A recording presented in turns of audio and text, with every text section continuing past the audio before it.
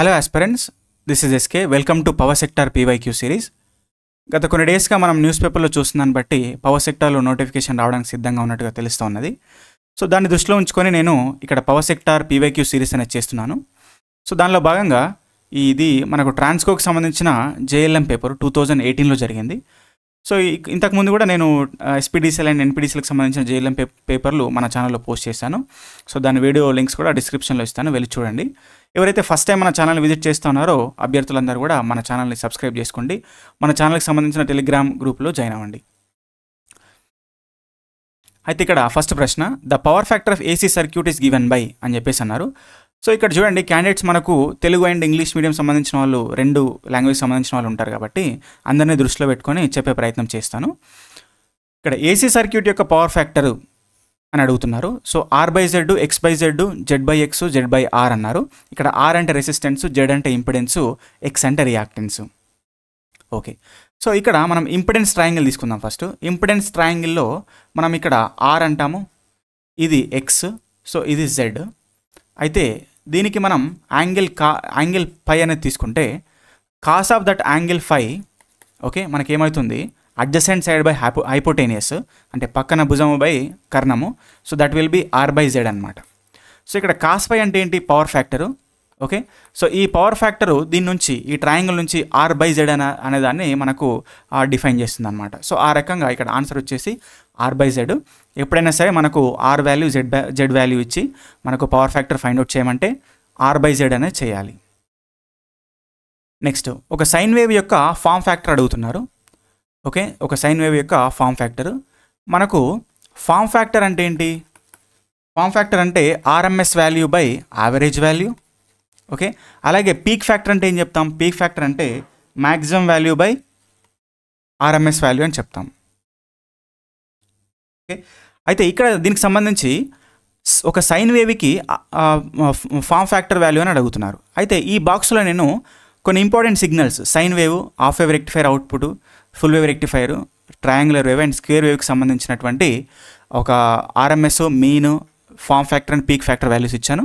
So దానిలో భాగంగా మనం ఇక్కడ చూస్తే సైన్ వేవ్కి RMS value by average value అంటే ఫామ్ ఫ్యాక్టర్ వాల్యూ ఎంత ఉంటుంది, ఓకే, 1.11 ఉంటుంది అనమాట. మరి పీక్ ఫ్యాక్టర్ ఎంత ఉంటుంది, 1.414 ఉంటుంది అనమాట. సో ఇది ఈ బాక్స్ గుర్తుపెట్టుకునే ప్రయత్నం చేయండి, ఖచ్చితంగా దీని నుంచి ఒక మార్క్ అనేది వస్తుంది. సో ఇక్కడ ఆన్సర్ వచ్చేసి మనకు 1.11 అనేది తీసుకోండి. Next, in oscillator employs dash feedback. ఆసిలేటర్లో వాడే ఫీడ్బ్యాక్ ఏది అంటున్నారు. Positive, negative, 0 and infinity. ధనాత్మకము, రుణాత్మకము, 0, అనంతము అని చెప్పేసి అన్నారు. సో ఏ ఫీడ్బ్యాక్ ఉంటుంది మరి. ఆసిలేటర్ అంటే ఏంటి, ఆసిలేటర్ అంటే ఒక కాన్స్టెంట్ DC సిగ్నల్ మనం ఇచ్చినట్టయితే అది ఒక ఆసిలేటరీ సిగ్నల్, రిపిటేటివ్ సిగ్నల్ లాగా కన్వర్ట్ అవుతుంది అనమాట. అంటే a DC signal will be converting into a oscillatory signal. Oscillator అంటే ఇక్కడ సైన్ వేవ్ అనే కాదు, అది స్క్వేర్ వేవ్ అయినా, ట్రయాంగులర్ అయినా, ఏదైనా ఉండొచ్చు. సో అలా మనకు చేంజ్ చేస్తుంది అనమాట. సో దానికోసం ఇక్కడ మనము ఇస్తున్న ఫీడ్బ్యాక్ అంటే ఏంటి, అవుట్పుట్ నుంచి కొంత వాల్యూ తీసుకొని మళ్ళీ రివర్స్లో ఇన్పుట్కి ఇస్తే దాన్ని ఫీడ్బ్యాక్ అని చెప్పేసి అంటాం. సో ఆ రకంగా మనకు ఆసిలేటర్స్లో ఇక్కడ కంటిన్యూస్గా ఒక ఆసిలేషన్ అనేది, అంటే డ్యాంపింగ్ లేకుండా, డ్యాంపింగ్ అంటే ఏంటంటే ఒక సిగ్నల్ ఇట్లా స్టార్ట్ అయ్యి మెల్లగా అది తగ్గిపోతుంటే దాన్ని డ్యాంపింగ్ అంటాం. సో అట్లా డ్యాంపింగ్ ఫినామినా లేకుండా కంటిన్యూస్ స్ట్రెంత్, కంటిన్యూస్ యాంప్లిట్యూడ్తో మనకు సిగ్నల్ రావాలి అంటే మనకు ఒక పాజిటివ్ ఫీడ్బ్యాక్ అనేది అప్లై చేయాలి. సో అందువలన ఇక్కడ ఫీడ్బ్యాక్ అనేది ధనాత్మకము లేకపోతే పాజిటివ్ అనేది ఉండాలన్నమాట. Okay, right. Next, A PN diode conducts heavily when it is reverse biased, forward biased, not biased, operating at 0 kelvin అని చెప్పేసి అన్నారు. సో ఇక్కడ మనము ఇక్కడ నేను డయాగ్రాము, మనకు ఈ PN డయోడ్కి సంబంధించిన క్యారెక్టరిస్టిక్స్ డయాగ్రామ్ అని నేను ఇచ్చాను. సో ఇది చూడండి, PN డయోడ్ క్యారెక్టరిస్టిక్స్లో ఇది మనం ఇక్కడ దీన్ని ఫస్ట్ క్వాడ్రెంట్లో మనం ఏమంటాము, ఫార్వర్డ్ బయాస్ క్యారెక్టరిస్టిక్స్, ఇదేమో reverse bias characteristics. Forward bias క్యారెక్టరిస్టిక్స్లో ఒకసారి ఫార్వర్డ్ వోల్టేజ్ అనేది నీ వోల్టేజ్ లేకపోతే కట్-ఇన్ వోల్టేజ్ లేకపోతే థ్రెషోల్డ్ వోల్టేజ్ అనేది దాటిపోయిన తర్వాత మనకు ఫార్వర్డ్ కరెంట్ అనేది large amount of the current అనేది ఫ్లో అవ్వడం అనేది జరుగుతుంది అనమాట. మరి రివర్స్ బయాస్లో ఏమవుతుంది, రివర్స్ బయాస్ చేసిన తర్వాత స్మాల్ లీకేజ్ కరెంట్ అనేది ఫ్లో అవుతుంది అనమాట, రివర్స్ కరెంట్ అనేది ఫ్లో అవుతుంది. అయితే అదేవిధంగా మనము అట్లా ఇస్తున్నటువంటి రివర్స్ వోల్టేజ్ ఏదైతే ఉన్నదో రివర్స్ బయాస్ సిచ్యువేషన్లో అది ఇంక్రీజ్ చేసామనుకోండి, ఒక వోల్టేజ్ తర్వాత ఏమవుతుందంటే అది రివర్స్ బ్రేక్ డౌన్ సిచ్యువేషన్లోకి వెళ్ళిపోతుంది. సో దాన్నే మనం అవలాంచి బ్రేక్ డౌన్ అని చెప్పేసి అంటాము. సో దానివలన ఆ పర్టికులర్ డయోడ్ అనేది డ్యామేజ్ అవ్వడం జరుగుతుంది అనమాట. సో ఆ రకంగా ఈ రివర్స్ బయాస్ కండిషన్లో మనం జీనార్ బ్రేక్ డౌన్ వచ్చేంత వరకు, అంటే ఏదైతే ఈ రివర్స్ బ్రేక్ డౌన్ వచ్చేంత వరకు మనము ఆ సిచ్యువేషన్ వరకు మనం ఆపరేట్ చేయమన్నమాట. అందుకని సో లార్జ్ కరెంట్ ఫ్లో అయ్యే అవకాశం లేదు నార్మల్ డయోడ్లో, నార్మల్గా ఆపరేట్ చేసినప్పుడు. మరి ఫుల్ కరెంట్ ఎప్పుడు ఫ్లో అవుతుంది, లార్జ్ కరెంట్ ఎప్పుడు ఫ్లో అవుతుందంటే మనకు ఓన్లీ ఫార్వర్డ్ బయాస్లోనే ఫ్లో అవుతుంది అన్నట్టుగా ఇక్కడ గుర్తుపెట్టుకోవాలి. సో ఆన్సర్ వచ్చేసి ఇక్కడ ఫార్వర్డ్ బయాస్డ్ అనేది గుర్తుపెట్టుకోండి. Right. Next, at what voltage germanium diode will starts conduction అని చెప్పేసి అన్నారు. జర్మేనియం జంక్షన్ డయోడ్లో ఏ వోల్టేజ్ వద్ద విద్యుత్ ప్రవహించడం మొదలవుతుంది అని చెప్పేసి అన్నారు. సో ఇక్కడ మనం క్యారెక్టరిస్టిక్స్లో చూసినట్టయితే ఇంతకుముందు చెప్పినట్టుగా ఒక వోల్టేజ్ తర్వాత మనకు కండక్షన్ అనేది స్టార్ట్ అవుతుంది, అంటే large amount of the current అనేది ఫ్లో అవుతుంది ఫార్వర్డ్ బయాస్లో అని చెప్పేసి అన్నాం. ఆ వోల్టేజ్ని మనం కట్ ఇన్ వోల్టేజ్ లేకపోతే థ్రెషోల్డ్ వోల్టేజ్ అని చెప్పేసి అన్నాం, మనం నీ వోల్టేజ్ అని చెప్పేసి అన్నాం. అయితే సో ఆ వోల్టేజ్ ఈ జర్మేనీకి సంబంధించి ఎంత అని చెప్పేసి అన్నారు. సో ఆ వోల్టేజ్ మనం జర్మేనీకి సంబంధించి 0.3 వోల్ట్స్ అనేది ఉంటుంది, మనకు సిలికాన్కి సంబంధించి 0.7 వోల్ట్స్ అనేది ఉంటుంది అన్నమాట. ఓకే, యాక్చువల్గా ఏంటి మరి ఈ వోల్టేజ్ ఎందుకు తీసుకుంటుంది డయోడ్ అంటే, ఏదైతే మనకు జంక్షన్ బ్యారియర్ పొటెన్షియల్ ఏదైతే మనకు ఉంటుందో ఆ బ్యారియర్ పొటెన్షియల్ ఓవర్కమ్ అవ్వడానికి ఎంత వోల్టేజ్ అయితే అవసరమో, లేకపోతే మైనారిటీ ఛార్జ్ క్యారియర్స్ని ఓవర్కమ్ అవ్వడానికి ఎంత వోల్టేజ్ అయితే అవసరమో, సో ఆ వోల్టేజ్ని ఇక్కడ మనం కటిన్ వోల్టేజ్ లేకపోతే థ్రెషోల్డ్ వోల్టేజ్ అని చెప్పేసి అంటాం అనమాట. ఓకే, దీన్ని బ్రేక్ ఓవర్ వోల్టేజ్ అని కూడా అనొచ్చు. Okay, right. Next, which of the following circuits gives AC output with DC input అని చెప్పేసి అన్నారు. ఓకే, ఏది మనకు ఒక DC ఇన్పుట్ ఇస్తే AC అవుట్పుట్ని ఇస్తుంది అని చెప్పేసి అన్నారు. చూడండి, ఇక్కడ మనకు DC టు AC కన్వర్ట్ చేస్తే మనం ఏమంటామంటే రెక్టిఫైర్ అంటాం. ఓకే, ఏసీ నుంచి ఏసీకి మాత్రమే కన్వర్ట్ చేస్తే దాన్ని సైక్లో కన్వర్టర్ అని చెప్పేసి అంటాం, అంటే ఓన్లీ ఫ్రీక్వెన్సీలో చేంజ్ వస్తుంది అనమాట. ఓకేనా, మరి ఇంకోటి ఏంటి, డీసీ నుంచి డీసీకి కన్వర్ట్ చేస్తే మనం చాపర్ అని చెప్పేసి అంటాం, చాపర్. ఓకే, మరి డీసీ నుంచి ఏసీకి కన్వర్ట్ ఇక్కడ ఫస్ట్లో నేను ఏసీ నుంచి డీసీకి కన్వర్ట్ చేస్తే మనం రెక్టిఫైర్ అంటాం. మరి డీసీ నుంచి ఏసీకి కన్వర్ట్ చేస్తే ఏమంటాం, డీసీ నుంచి ఏసీకి కన్వర్ట్ చేస్తే దాన్ని ఇన్వర్టర్ అని చెప్పేసి అంటాం అనమాట. ఓకే, సో ఇక్కడ ఆప్షన్స్లో ఇక్కడ ఇన్వర్టర్ ఉన్నది, ఇక్కడ ఇన్వర్టర్ ఉన్నది. ఇన్వర్టర్తో పాటు ఇక్కడ యాంప్లిఫైర్ అనేది ఉన్నది. మరి యాంప్లిఫైర్ అంటే ఏంటి, యాంప్లిఫైర్ అనేది ఒక డివైస్, దానికి ఒక పర్టికులర్ సిగ్నల్ అనేది ఇస్తే ఆ సిగ్నల్ యొక్క స్ట్రెంత్ని ఇంక్రీజ్ చేసి బయటికి ఇస్తుంది అనమాట. అంతేగాని డీసీ నుంచి ఏసీ కన్వర్ట్ చేయదు, కాబట్టి దీన్ని తీసేయచ్చు. మరి ఇంకోటి ఆసిలేటర్ అన్నారు. ఆసిలేటర్ అంటే నేను ఇంతకుముందు చెప్పాను, ఒక డీసీ సిగ్నల్ని ఇస్తే దానిలో అది ఈ ఆసిలేటర్ సిగ్నల్గా లేకపోతే రిపిటేటివ్ సిగ్నల్గా మారుస్తుంది అనమాట. అంటే ఆల్టర్నేటింగ్ సిగ్నల్ లాగా మారుస్తుంది అని అనుకోవచ్చు ఇక్కడ మనం. Okay, so that's why so ఇక్కడ మనం తీసుకోవచ్చు ఆప్షన్ వచ్చేసి ఆసిలేటర్ అండ్ ఇన్వర్టర్. సో ఇక్కడ దీనికి సంబంధించి ఇంతకుముందు మనం అక్కడ డయాగ్రామ్ చూసాం. ఆసిలేటరీ సర్క్యూట్ మనకు ఆసిలేటర్లో ఉంది కదా. సో ఇక్కడ మనం డీసీ ఇన్పుట్ ఇస్తున్నాం, దానికి అవుట్పుట్ వచ్చేసరికి ఒక సిగ్నల్ అన్నది ఆల్టర్నేటింగ్లా వస్తుంది అనమాట. Right. Next, to get the stable voltage or to regulate the voltage which of the following diode is better option. ఒక స్థిరమైన వోల్టేజ్ లేకపోతే వోల్టేజ్ నియంత్రణకు ఏ డయోడు అధిక ప్రయోజనకారి అని చెప్పేసి అన్నారు. Schottky diode, PN diode, bidirectional diode, zener diode అని చెప్పేసి అన్నారు. ఓకే, జీనార్ డయోడ్ అని చెప్పేసి అన్నారు. అయితే చూడండి, నేను ఇంతకుముందు చెప్పినట్టుగా మనకు ఒక నార్మల్ డయోడ్ అనేది ఫార్వర్డ్ బయాస్ అప్లై చేసినప్పుడు, ఒక నార్మల్ డయోడ్కి ఫార్వర్డ్ బయాస్ అప్లై చేసినప్పుడు సో అది కటిన్ వోల్టేజ్ దాటిన తర్వాత లార్జ్ కరెంట్ అనేది ఫ్లో చేసుకుంటుంది. ఓకే, మరి జీనార్ డయోడ్ అనేది మనకు స్పెషల్గా రివర్స్ బయాస్ సిచ్యువేషన్లో ఆపరేట్ అవ్వడానికి డిజైన్ చేయబడింది. మనం ఇంతకుముందు చెప్పినట్టుగా ఒక నార్మల్ డయోడ్ అనేది రివర్స్ బయాస్ సిచ్యువేషన్లో ఆపరేట్ చేసినప్పుడు రివర్స్ బ్రేక్ డౌన్ వోల్టేజ్ దాటిన తర్వాత అది డ్యామేజ్ అయిపోతుంది. అక్కడ reverse break down Zener break down లేకపోతే అవలాంచి బ్రేక్ డౌన్ అనేది జరుగుతుందని చెప్పామన్నమాట. అయితే ఆ పర్టికులర్ నార్మల్ డయోడ్లోనే కొన్ని కన్స్ట్రక్షన్లో మార్పులు చేసి దాని డిజైనింగ్లో మార్పులు చేసి ఒక జీనార్ డయోడ్ని మనం డిజైన్ చేస్తారు. ఆ జీనార్ డయోడ్ని ఓన్లీ రివర్స్ బ్రేక్ డౌన్ రీజన్లో ఆపరేట్ అవ్వడానికి మాత్రమే డిజైన్ చేస్తారనమాట. ఎందుకంటే ఆ రివర్స్ బ్రేక్ డౌన్ రీజన్లో మనకు వోల్టేజ్ అనేది కాన్స్టెంట్గా మెయింటైన్ అవుతుంది. ఆ రకంగా వోల్టేజ్ని కాన్స్టెంట్గా మెయింటైన్ చేయడానికి, లేకపోతే వోల్టేజ్ని రెగ్యులేట్ చేయడానికి, సో ఆ రకంగా మనము జీనార్ డయోడ్ అనే దాన్ని తీసుకుంటాం. Okay, zener diode is the answer here. Next, a full wave rectifier ఒక ఫుల్ వేవ్ రెక్టిఫైర్కు V = 20 sin 314t ఇన్పుట్ ఇచ్చినప్పుడు దాని అవుట్పుట్ ఫ్రీక్వెన్సీ ఎంత? The output of the full wave rectifier will have the frequency of dash hertz if the input is this one. Okay, V = 20 sin 314t అన్నారు. Okay, ఒక full wave rectifier యొక్క output అడుగుతున్నారు. Okay, input ఒక AC signal అనేది ఇచ్చారనమాట. అయితే full wave rectifier యొక్క అవుట్పుట్కి మనకు ఫార్ములా ఏంటంటే full wave rectifier output is equal to 2 times of the supply frequency. Full wave rectifier యొక్క output frequency is equal to 2 times of the double of the supply frequency అనేది ఇక్కడ గుర్తుపెట్టుకోవాలన్నమాట. Okay, అయితే మనము ఇక్కడ అవుట్పుట్ ఫ్రీక్వెన్సీ ఫైండ్ అవుట్ చేయాలంటే supply frequency ఎంతనో మనం ఫస్ట్ చూడాలి. సప్లై ఫ్రీక్వెన్సీ ఎంత అనేది ఫైండ్ అవుట్ చేయడానికి ఇక్కడ ఇచ్చిన instantaneous value of the voltage ఫార్ములాలో ఇక్కడ ఉన్నదాన్ని మనం ఏమంటాం, ఒమేగా యాంగులర్ ఫ్రీక్వెన్సీ అంటాం. ఆ యాంగులర్ ఫ్రీక్వెన్సీ నుంచి మనం నార్మల్ ఫ్రీక్వెన్సీ ఫైండ్ అవుట్ చేయాలన్నమాట.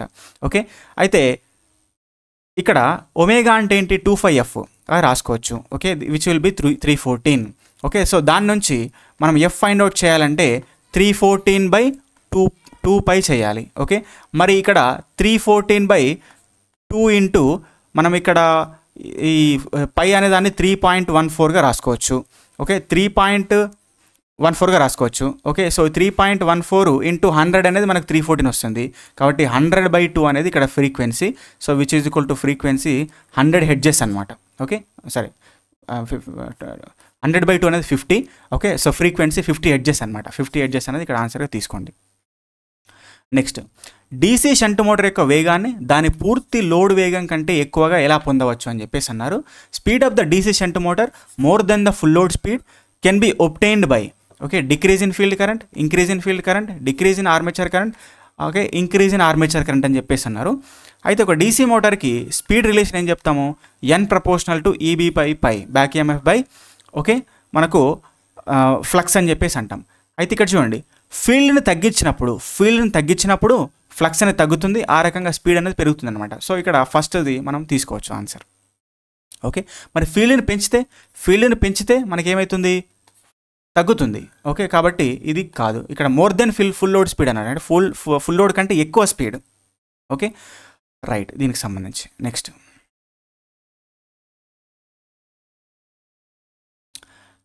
ఈ క్రింది వాణిలో ఏ మోటారు డీసీ మరియు ఏసీ విద్యుత్ సరఫరాపై పనిచేయును? ఓకే, డీసీ మరియు ఏసీ రెండు సిగ్నల్స్ మీద మనకు రెండు సప్లై మీద పనిచేసేటువంటి మోటార్ ఏదని చెప్పేసి అన్నారు. ఇండక్షన్ మోటార్ ఓన్లీ ఏసీ మీదనే వర్క్ చేస్తుంది. యూనివర్సల్ మోటార్ అంటే అది యూనివర్సల్ అంటే ఏదైనా, అంటే డీసీ అండ్ ఏసీ ఏదైనా అన్నట్టు. ఓకే, నెక్స్ట్ హిస్టెరిసిస్ మోటార్ కాదు, అది కూడా ఏసీనే. సింక్రోనస్ మోటార్ కూడా ఏసీనే అనమాట. సో ఇక్కడ ఆన్సర్ వచ్చేసి universal motor. Next, mechanical power developed by A DC motor is equal to అని చెప్పేసి అన్నారు. Armature current into back EMF. Okay, power input minus losses అన్నారు. పవర్ అవుట్పుట్ ఇంటూ ఎఫిషియన్సీ, తప్పు ఇది. పవర్ ఇన్పుట్ ఇంటూ ఎఫిషియన్సీ అనేది మనకు power output అవుతుంది. Okay, అసలు ఈ ఫార్ములానే రాంగ్. అవుట్పుట్ మైనస్ లాసెస్ కూడా ఓకే, దానికి మీనింగ్ లేదు. ఇక్కడ చూడండి, ఇక్కడ armature current into back EMF అనేది ఓకే లోపల జరుగుతున్నట్టు ఆర్మేచర్లో జనరేట్ అవుతున్న మెకానికల్ పవర్ ఏదైతే డెవలప్ అవుతుందో ఓకే దానికి ఫార్ములా అనమాట. ఇది కరెక్టే. మరి ఈ సెకండ్ చూడండి, పవర్ ఇన్పుట్ మైనస్ లాసెస్ అన్నారు. పవర్ ఇన్పుట్ మైనస్ లాసెస్ అంటే అవుట్పుట్. ఓకే, ఒక మోటార్కి అవుట్పుట్ ఏంటి, మెకానికల్ అవుట్పుటే కదా. మరి ఇది కూడా కరెక్ట్గా తీసుకోవచ్చును. మరి ఇది కూడా మరి ఇక్కడ చూడండి యాక్చువల్గా ఏమన్నారంటే మెకానికల్ పవర్ డెవలప్డ్ అని చెప్పేస్తున్నారు. డెవలప్డ్ అసలు పవర్ అనేది ఎక్కడ డెవలప్ అవుతుంది, మనకు ఆర్మేచర్లో డెవలప్ అవుతుంది. సో ఆర్మేచర్లో యాక్చువల్గా డెవలప్ అవుతున్న పవర్, మెకానికల్ పవర్ అయితే ఉన్నదో దాన్ని ఈబీ ఇంటూ ఐఏ అని బేసిక్గా రాసుకుంటారు. ఈబీ ఇంటూ ఐఏ అంటే actual mechanical power developed in armature. అయితే దీనిలో నుంచి మనం ఫ్రిక్షన్ అండ్ విండేజ్ లాసెస్ తీసేసాం అనుకోండి, friction losses and windage losses తీసేస్తే అప్పుడు మనకు మెకానికల్ పవర్ అవుట్పుట్ అనేది వస్తుంది అనమాట. కాబట్టి ఇది ఇక్కడ దీనికి సంబంధించి అయితే ఇక మెకానికల్ పవర్ డెవలప్డ్ అన్నారు కాబట్టి ఇది కరెక్ట్ కాదు. సో ఫస్ట్ ఆప్షన్ అయితే కరెక్ట్గా బెటర్ సూటబుల్ అనమాట ఇక్కడ. నెక్స్ట్, డీసీ మోటార్ యొక్క స్టార్టింగ్ టార్క్ దేనిలో అన్నింటికంటే ఎక్కువ? Okay, which of the following DC motor has highest starting torque అని చెప్పేసి అన్నారు.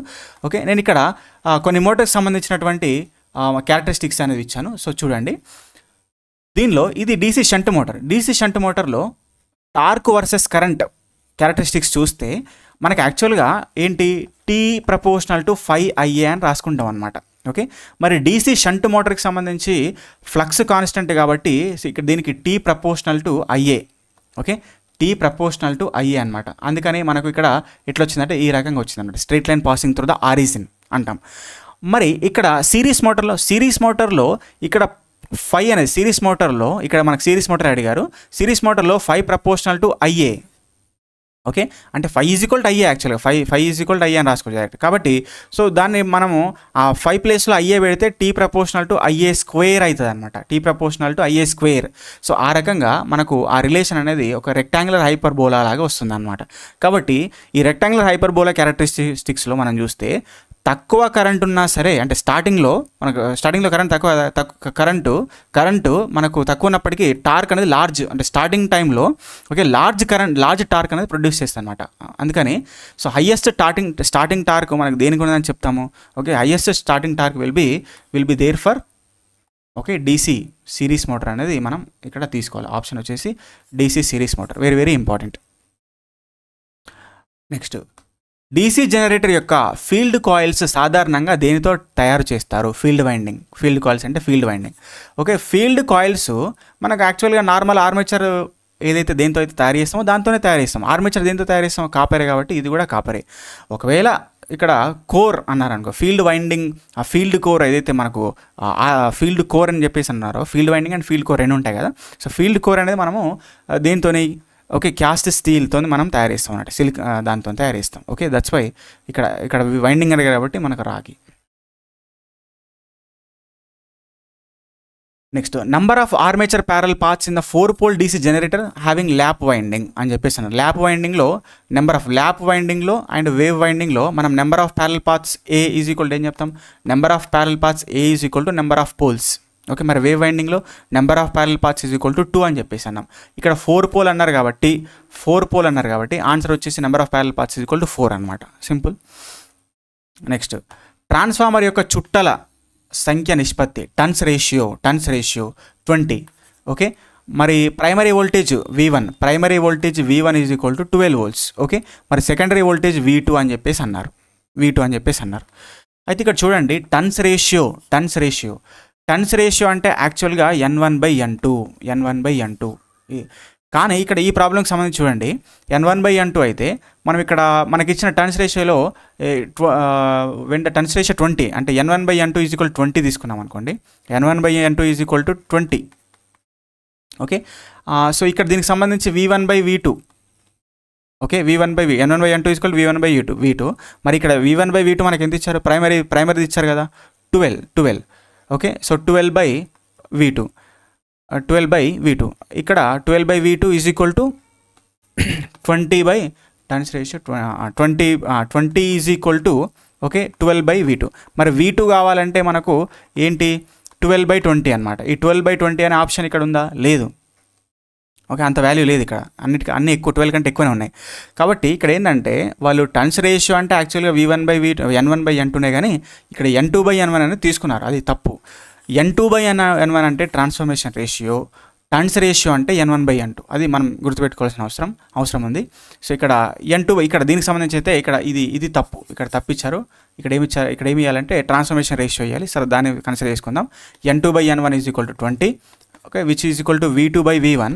ఓకే, V2 మనం ఫైండ్ అవుట్ చేయాలి. V1 ఎంత ఇచ్చారంటే 12 ఇచ్చారు. అందుకని 20 × 12 which is equal to V2 which is equal 12 2 24 240 volts అనమాట. ఓకే, మరి ఇక్కడ మిస్టేక్ ఏంటంటే ఇది ట్రాన్స్ఫర్మేషన్ రేషియో. ఓకే, అది గుర్తుపెట్టుకోండి. సో ఆన్సర్ వచ్చేసి ఇక్కడ 240. నెక్స్ట్, ఒక కరెంట్ ట్రాన్స్ఫార్మర్ యొక్క ప్రాథమిక చుట్టలు N1 ద్వితీయ చుట్టలు N2 అయినప్పుడు క్రిందిలో ఏది సరైనది? CT current transformer which are the following correct? N1 is the primary, N2 is the secondary. చూడండి, CT ఎప్పుడైనా మనకు step up transformer. Step up అంటే ఏంటి? N2 అంటే secondary number of turns more than the primary number of turns అనమాట. Okay, so that's why N2 ఇక్కడ ఏమిచ్చారు? N2 greater than N1. Okay, first option right. ఒక ట్రాన్స్ఫార్మర్లో full load copper loss is equal to 400. Okay, ట్రాన్స్ఫార్మర్లో full load copper losses. Okay, full load copper losses is equal to 400. మరి half load దగ్గర ఎంత అని చెప్పేసి అన్నారు. ఆఫ్ లోడ్ దగ్గర కాపర్ లాసెస్ ఎంత? సో మనకు ఏ లోడింగ్ N అనుకోండి, percentage of the load is equal to N అనుకోండి. ఓకే, N అనుకుంటే దానికి ఫార్ములా ఏం చెప్తున్నా అంటే 1/n² into full load copper losses వేసుకోండి. Full load copper losses. So that ఇక్కడ 1/, ఓకే, లోడింగ్ ఆఫ్ అన్నారు కాబట్టి పర్సెంట్ ఆఫ్ లోడింగ్ ఆఫ్ అన్నారు కాబట్టి ఓకే, దీన్ని డైరెక్ట్గా మీరు చూడండి. ఇక్కడ పర్సెంట్ ఆఫ్ లోడింగ్ ఇది ఇక్కడ N తీసుకోండి. N తీసుకుంటే కరెక్ట్. N² తీసుకోండి. ఓకే, ఇక్కడ లోడింగ్ ఎంత? ఆఫ్ లోడింగ్ కాబట్టి so half square, okay, into ఇదంతా 400. So that's why 400/4 which is equal to 100. Okay, answer వచ్చేసి 100 రైట్. నెక్స్ట్, క్రింది వానిలో ఏ ట్రాన్స్ఫార్మర్ను అత్యంత తక్కువ ఐరన్ లాస్ ఉండేలా తయారు చేయవలసి ఉంటుంది? Distribution transformer, power transformer, current transformer, potential transformer. Which of the following transformer manufacture to have the least possible iron losses? Okay, అయితే ఇక్కడ చూడండి, పవర్ ట్రాన్స్ఫార్మర్ ఏదైతే ఉందో, పవర్ ట్రాన్స్ఫార్మరు మనకు డిస్ట్రిబ్యూషన్ ట్రాన్స్ఫార్మర్ రెండు మనకు పవర్ సిస్టంలో ఉన్నాయి. దాంతోపాటు CTPT కూడా ఉన్నాయి. బట్ ఇక్కడ డిజైనింగ్కి సంబంధించి అంటున్నారు కాబట్టి పవర్ ట్రాన్స్ఫార్మర్ ఎప్పుడైనా సరే కాపర్ లాసెస్ని బేస్ చేసుకొని డిజైన్ చేస్తారు. డిస్ట్రిబ్యూషన్ ట్రాన్స్ఫార్మర్ ఎప్పుడైనా సరే ఐరన్ లాసెస్ని బేస్ చేసుకొని మనకు తయారు చేస్తారు అనేది. అయితే ఎందుకు అని అంటే చూడండి, మనకు పవర్ ట్రాన్స్ఫార్మర్ ఎప్పుడైనా సరే ఫుల్ లోడ్ దగ్గర ఆపరేట్ అవుతుంది అనమాట. ఓకే, ఫుల్ లోడ్ దగ్గర ఆపరేట్ అవుతున్నప్పుడు కాపర్ లాసెస్ ఎక్కువనే ఉంటాయి. ఓకే, ఐరన్ లాసెస్ కూడా ఎక్కువనే ఉంటాయి. But compare to iron losses, copper losses అనేవి సిగ్నిఫికెంట్, ప్రాముఖ్యం అనమాట. కాపర్ లాసెస్ ప్రాముఖ్యం ఎక్కువ ఉంటుంది. అందుకనే కాపర్ లాసెస్ని మనము దాన్ని కన్సిడర్ చేసుకొని అంటే by considering that the power transformer అనేది డిజైన్డ్ అనమాట. ఓకే, మరి ఐరన్ లాసెస్, మరి ఇక్కడ డిస్ట్రిబ్యూషన్ ట్రాన్స్ఫార్మర్లో ఇక్కడ కాపర్ లాసెస్ అనేవి మనకి ఎప్పుడైనా సరే కాపర్ లాసెస్ అనేవి దేని మీద డిపెండ్ అయితే? లోడింగ్ మీద డిపెండ్ అవుతాయి. మరి డిస్ట్రిబ్యూషన్ ట్రాన్స్ఫార్మర్ లోడింగ్ అనేది కాన్స్టెంట్గా ఉంటుందా? ఇప్పుడు డిస్ట్రిబ్యూషన్ ట్రాన్స్ఫార్మర్ లోడింగ్ అనేది ఎప్పుడు కాన్స్టెంట్ ఉండదు. మార్నింగ్ ఒక రకంగా ఉంటుంది, మధ్యాహ్నం ఒక రకంగా ఉంటుంది, నైట్ ఒక రకంగా ఉంటుంది. సో అందువలన మనకు డిస్ట్రిబ్యూషన్ ట్రాన్స్ఫార్మర్ పైన లోడింగ్ కాన్స్టెంట్ లేకపోవడం వలన కాపర్ లాసెస్ కూడా మనకు కాన్స్టెంట్గా ఉండవు. ఓకే, సో అంటే స్థిరంగా ఉండవు డే మొత్తంలో. అందువలన అది సిగ్నిఫికెంట్ కాదు డిజైన్ చేయడానికి. బట్ మరి ఐరన్ లాసెస్ సిస్టమ్ వోల్టేజ్ మీద డిపెండ్ అవుతాయి. ఓకే, అందుకని WH ప్రపోర్షనల్ టు V² అని చెప్పాను ఇంతకుముందు. కాబట్టి సో ఆ ఐరన్ లాసెస్ ఎప్పుడు కాన్స్టెంట్గా ఉంటాయి కాబట్టి సో వాటిని మనం డిజైనింగ్ ఫ్యాక్టర్గా తీసుకుంటాం అనమాట డిస్ట్రిబ్యూషన్ ట్రాన్స్ఫార్మర్కి. సో ఇక్కడ ఆన్సర్ వచ్చేసి ఐరన్ లాసెస్ అన్నారు కాబట్టి మనం డిస్ట్రిబ్యూషన్ ట్రాన్స్ఫార్మర్ని కన్సిడర్ చేసుకోవాల్సిన అవసరం అనేది ఉంది. నెక్స్ట్, ఏ ట్రాన్స్ఫార్మర్లో బుకోల్స్ రిలే వాడవచ్చు? Welding transformer. Okay, so not correct. Air కూల్డ్లో మనకు అవసరం లేదు బుకోల్స్ రిలే అనేది. Water cooled. Okay, so water cooled transformer ఉంటుందా? ఆయిల్ కూల్డ్ అని చెప్పేసి అన్నారు. ఆయిల్ కూల్డ్ అనేది కరెక్ట్. మరి బుకోల్స్ రిలే ఏంటి? బుకోల్స్ రిలే ట్రాన్స్ఫార్మర్లో ఉన్నటువంటి ఇన్సఫిషియెంట్ ఫాల్స్ని మనకు ఎలిమినేట్ చేయడానికి, ప్రొటెక్ట్ చేయడానికి వాడతాం. అంటే ఎప్పుడు అది మనకు ఒకవేళ ట్రాన్స్ఫార్మర్ ఇంటర్నల్గా షార్ట్ సర్క్యూట్ జరిగినప్పుడు ఆ షార్ట్ సర్క్యూట్ వలన అందులో ఉన్న ఆయిల్ కూలింగ్లో ఆయిల్ వాడతాం కాబట్టి ఆ ఆయిల్ అనేది ఎవాపరేట్ అవుతుంది, దానివల్ల గ్యాస్ ప్రొడ్యూస్ అవుతుంది.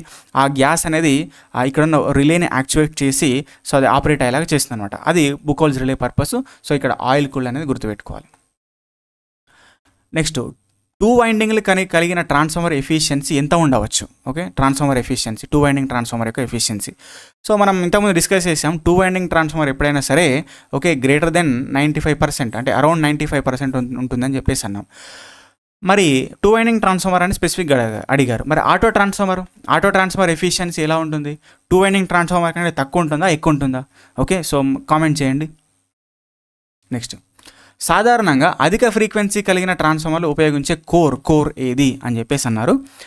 అయితే అధిక ఫ్రీక్వెన్సీ, హై ఫ్రీక్వెన్సీ ఉన్న ట్రాన్స్ఫార్మర్లో మనకు జనరల్గా ఫెర్రైట్ అనేది చెప్తారు. ఓకే, ఫెర్రైట్ కోర్ అనేది ఒకటి ఉంటుంది. సో ఇది యూజ్ చేయడం వల్ల హై ఫ్రీక్వెన్సీ అప్పుడు ఏమవుతుందంటే యాక్చువల్గా హై ఫ్రీక్వెన్సీ దగ్గర మనకు hysteresis losses, eddy current losses అనేవి ఎక్కువ ఉంటాయి.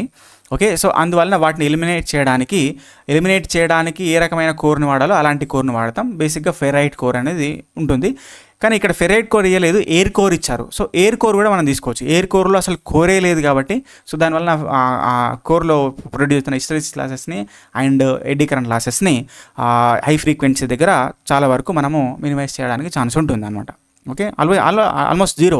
ఓకే, సో ఆ రకంగా మనం దట్ ఈస్ అడ్వాంటేజ్ అనమాట ఎయిర్ కోర్కి. కాకపోతే మనకి రిలక్టెన్స్ అనేది ఎక్కువ ఉంటుంది ఎయిర్ కోర్కి. సో దానివల్ల మ్యాగ్నటైజింగ్ కరెంట్ ఏదైతే మనకు దానికి అవసరం ఉంటుందో సప్లై, రియాక్టివ్ పవర్ అనేది ఎక్కువ అవసరం ఉంటుంది కాబట్టి అదొక డిసడ్వాంటేజ్ అనమాట. Next, for the same rating okay single phase induction motor efficiency 3 phase induction motor కన్నా, for the same rating efficiency of the single phase induction motor dash is that of the 3 phase induction motor అని చెప్పేసి అన్నారు. చూడండి, మనకు single phase induction motor యొక్క efficiency okay always less than the 3 phase induction motor యొక్క efficiency అనేది మనం ఇక్కడ గుర్తుపెట్టుకోండి. ఓకే, ఎందుకు అంటే సింగిల్ ఫేజ్ ఇండక్షన్ మోటార్లో మనం రియాక్టివ్ ఎలిమెంట్ వాడుతున్నాం కదా. ఓకే, స్ప్లిట్ ఫేజ్లో మనకు ఒక ఇండక్టర్ రియాక్టివ్ ఎలిమెంట్, ఒక ఇండక్టర్ కానీ కెపాసిటర్ స్టార్ట్ కెపాసిటర్ రన్లో కూడా మనకు ఒక కెపాసిటర్ లాంటి ఎలిమెంట్ని కూడా మనం ఇక్కడ వాడుతున్నాం. అందువలన సో ఆ సింగిల్ ఫేజ్ ఇండక్షన్ మోటార్ అనేది ఎక్కువ రియాక్టివ్ పవర్ని తీసుకుంటుంది. దానివల్ల తక్కువ పవర్ ఫ్యాక్టర్ దగ్గర ఆపరేట్ అవుతుంది. ఓకే, అంటే దానివల్ల ఎక్కువ కరెంట్ దగ్గర ఆపరేట్ అవుతుంది. ఓకే, ఆ కరెంట్ వలన అంటే లాసెస్ అనేవి ఎక్కువ ఉంటాయి అనమాట. సో దానివల్ల ఎఫిషియన్సీ అనేది తగ్గుతుంది. ఓకే, సో ఇది మనకు గుర్తుపెట్టుకోవాల్సిన అవసరము. కాబట్టి సింగిల్ ఫేజ్ ఇండక్షన్ మోటార్కి ఎఫిషియన్సీ 3 ఫేజ్ కన్నా తక్కువ, less than. Okay, right. Next, క్రింది వానిలో ఏ మోటార్ను వాషింగ్ మిషన్లో వాడతారు అని చెప్పేసి అన్నారు. వాషింగ్ మిషన్లో ఎప్పుడైనా సరే సింగిల్ ఫేజ్ ఇండక్షన్ మోటార్ని వాడతారు మనకి. కాబట్టి ఏసీ సిరీస్ మోటార్ అనేది సింగిల్ ఫేజ్ ఇండక్షన్ మోటార్ కాదు కదా, కాబట్టి వీ కెన్ ఎలిమినేట్. మరి shaded pole motor single phase induction మోటరే, కానీ వాషింగ్ మిషన్ కావాల్సినంత ఏదైతే పవర్ ఉంటుందో అంత పవర్ని సప్లై చేయలేదన్నమాట. అందుకని ఇది కూడా ఆన్సర్ కాదు.